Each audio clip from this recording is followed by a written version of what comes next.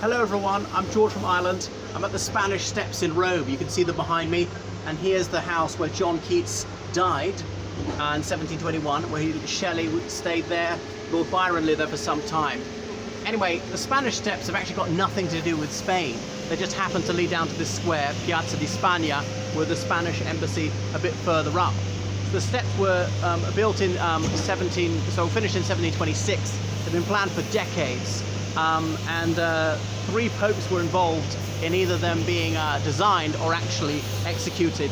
Is it Clement XI, Innocent XIII, and Benedict XIII, if I got that right?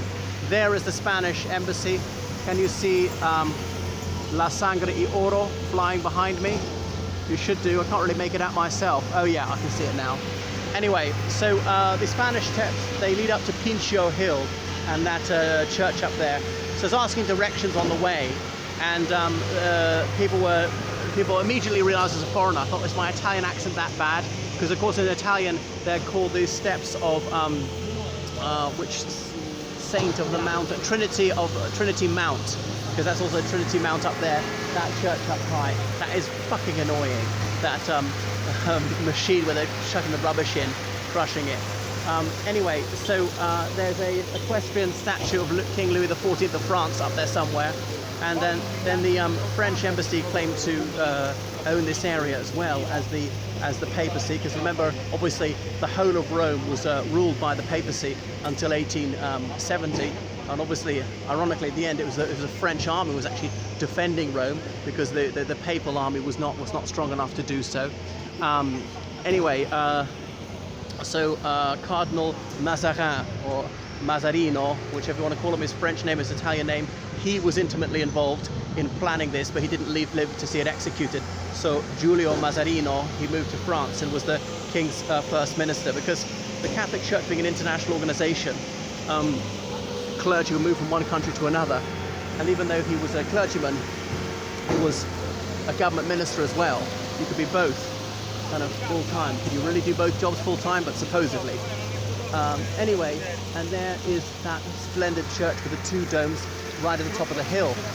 And then there's this lovely fountain here, look in the shape of a boat, and two faces spouting out water, that was built to complete this place in Piazza di Spagna.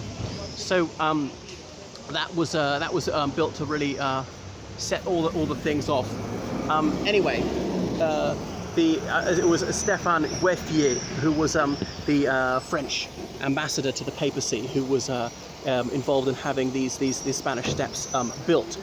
Then lower down, you see this wonderful fountain. It's called the Barcaccia fountain, and Pietro Bernini built it, and Gian Lorenzo Bernini, his son, also helped to build it. So not to be mixed up with the Trevi fountain, which is maybe half a mile that way. So now absolutely splendid square. Anywhere with palm trees can't be all bad. Check those palm trees out. And then I noticed the convention is that the shutters and the windows are usually dark green, sometimes brown. Okay, so that's an iconic site. More about these people. So obviously it's John Keats, that British poet who died at the age of 25, and he's buried in the Protestant cemetery here in Rome. I might go and see a bit later, or a cattolico, as it is in Italian, as in not Catholic. His gravestone has inscriptions there. The gravestone was designed by Shelley, although it's got a quotation from Shakespeare on it. And well, one of the things is, here lies one whose name is writ on water. He feared his fame might be totally ephemeral, but he, like me, strove to escape mortality. I think he will have managed it rather more successfully than I shall. And so Shelley was a bit older than him, but Shelley lived not much longer, dying at the age of 29, also in Italy, went out in a boat at Livorno. We sometimes used to call it Leghorn in English, but his boat capsized, he drowned, the other two guys in the boat survived. His corpse was brought ashore at Viareggio, where I've been to, but I don't recall seeing a memorial to him, and he was cremated there for reasons of sanitation. I don't understand why it would be considered unhealthy to bury the cadaver of someone who died from drowning rather than you had to burn the body instead. And Lord Byron, who was their friend, he travelled with them through Switzerland and Italy, he stayed here. So Keats was not very wealthy. He had actually inherited a lot of money, but the solicitor for some reason didn't tell him. so he never got to touch all that, and he was living in garrets, rather poor. This area was not as salubrious in the early 19th century as is today, and he caught consumption or tuberculosis, this disease of the lungs. He was coughing up blood, which is why he died at the age of 25. So as an apothecary, he ought to have looked after himself better. That's like a pharmacist. He had done some medical studies, but he'd not actually completed them, didn't actually qualify as a physician. Because in those days, if an apothecary, you could simply stay as that, as a chemist, or you could go on to upgrade that to be a doctor in those days. That's a poem by John Keats, which he published at the age of 25, Ode to a Grecian Urn and so on. He wrote this ode to the Nile. One time there was a competition, Keats, Shelley, and who was it, Leigh Hunt, they all composed a 14-line poem to the Nile. 14-line poem, of course, called a sonnet, written to a very tight format in terms of the metrical feet, you know, how many syllables it has, and the rhythm of the syllables. So Lord Byron was was wealthy, came here with them, but he later travelled on to Greece, where he fought for the cause of Greek independence. When he was here in Italy, he met an Armenian, and he developed the liveliest sympathy for the aspirations of the Armenians, learnt something of their language. So he was fighting against Ottoman rule in Greece. But Lord Byron, he was dispirited that some of the Greek separatists were not as high-minded as he imagined them to be. He'd been a bit of a naif there, some of them being mere brigands, and found that the Greek factions couldn't bring themselves to unite, were often quarrelling, and that was greatly enfeebling the cause. And so the Ottoman army would sometimes slaughter Greek civilians, and so the Greek independence fighters would often pay the Turkish civilian population back in that same coin.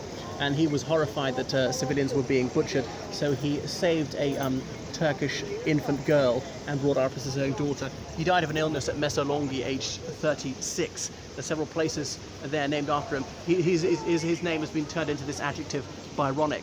So he was a wealthy man, but he found himself always badgered by people, by supplicants, and he didn't want to have to be the benefactor of any chance anyone with a convincing sob story. But he was brought back, his body was returned to the United Kingdom, buried at the family seat in Nottinghamshire. So whereas Shelley, well, I'm not sure what they did with his ashes, but there's the Shelley Memorial at University College, Oxford, which I attended, because he was kicked out of Oxford for writing The Necessity of Atheism and refusing to answer questions about it, and he turned down the chance to seek readmission if he was willing to issue an abject apology and subscribe to the 39 Articles of the Church of England.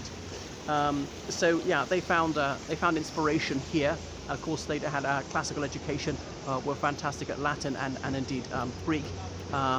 Keats hadn't gone to an independent school like the other two. Well, sorry, he had. Virtually all schools were independent, not a public school as we call them, because Lord Byron been to Harrow. He then went to Trinity College, Cambridge. Shelley been to Eton, and then on to Univ, as in University College, Oxford. Anyway, that's probably enough about those two, and I would love to go into it if I could stay around till it opens. Right, toodaloo.